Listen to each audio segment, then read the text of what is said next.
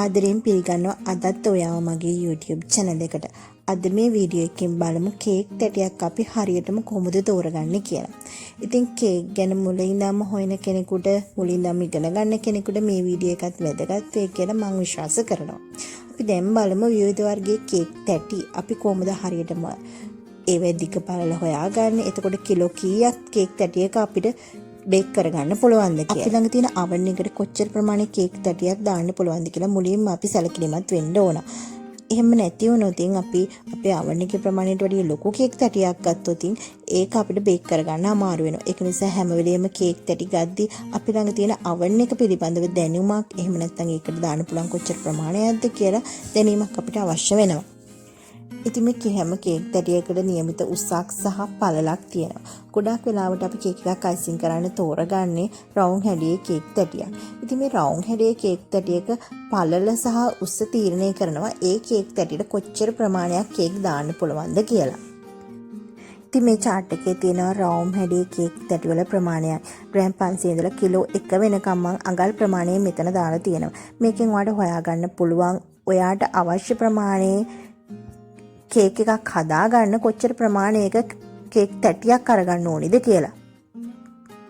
රවුම් හැඩයේ cake තැටිය වගේ මේ හරි 4 සැඩේ කේක් තැටියකුත් අපිට අපේ කේක් නිර්මාණවලදී ගොඩාක් වෙලාවට අවශ්‍ය වෙනවා. ඉතින් මේකෙදිත් අපි හරියට අපේ කේක් බැටර් එක දාගන්නේ තැටිය තෝරගත්තේ නැත්නම් අපිට අවශ්‍ය විදිහට උස සහ පළල ලබා ගන්න අමාරුයි. ඉතින් මෙතනදිත් අපිට හරියටම කේක් තැටිය තෝරගත්තොත් උස සහ පළල එන විදිහට අපේ කේක් නිර්මාණය ඉතාම හොඳින් ඉතාම ලස්සනට කරගන්න අපිට පුළුවන් වෙනවා.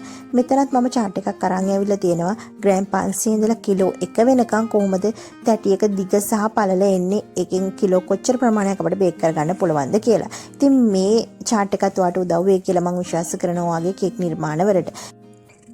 ඊට අමතරව අපිට කේක් නිර්මාණවලදී තවත් අවශ්‍ය වෙනවා මෙන්න මේ ත්‍රිකෝණාශ්‍ර හැඩයේ කේක් තැටියත් හාට් හැඩයේ කේක් තැටියත්.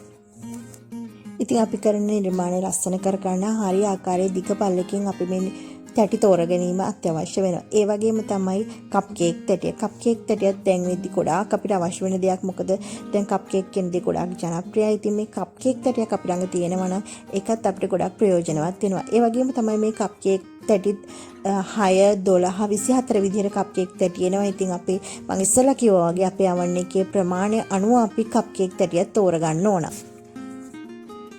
ඉතින් මෙන්න මේ ටිකක් උසෙන් වැඩි ත්‍රිකෝණාශ්‍ර හැඩයේ කේක් තැටිත් අපිට අවශ්‍ය වෙනවා. මේ කේක් තැටිය ගොඩාක් වෙලාවට යොදාගන්නේ බනනා කේක්, ෆෘට් කේක් වගේ දේවල් හදන්න. තවත් අපිට අවශ්‍ය වෙනම කේක් තැටියක් තමයි මේ හැඩතල කේක් තැටි කියලා කියන්නේ.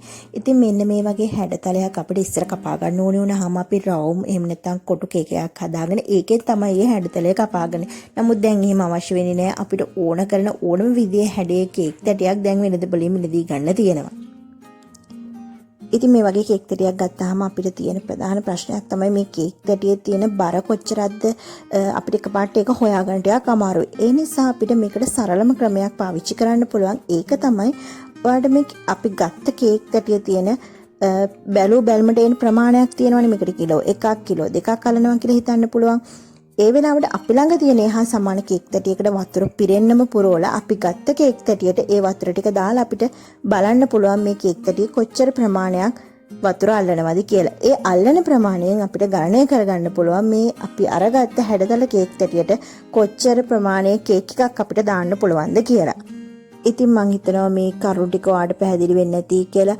ඔයාගේ කේක් නිර්මාණය ලස්සන කරගන්න කේක් තැටියක් තෝරගන්නේ කොහොමද කියලා. ඉතින් මේ වීඩියෝ එකට ඔයා කැමති නම් ලයික් කරන්න, කමෙන්ට් කරන්න, ෂෙයා කරන්න.